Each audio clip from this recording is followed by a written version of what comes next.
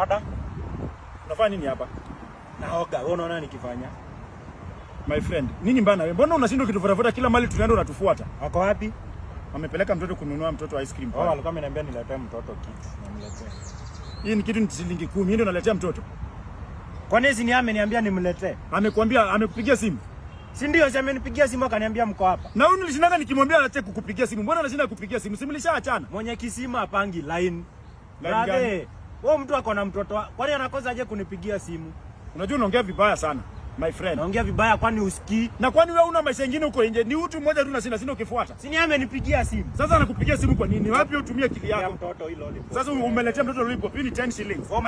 Umesikia mtoto akicomplain? Ati mtoto akicomplain. Umesikia mtoto wewe una complain wewe ni mtoto. Si ati na complain mimi unataka kitu kubwa wewe ukule. Mimi ndo nawalisha my friend. Mimi nalipa mpaka rent, nabaia mpaka mtoto manguo, nabaia mpaka mtoto diapers. Afadhali badala ya kuleta hii lollipop kuja na diaper. Haina shida. Mtu ananunulianga gari mafuta, anaipeleka car wash na mwenyewe ako mbali amekaa.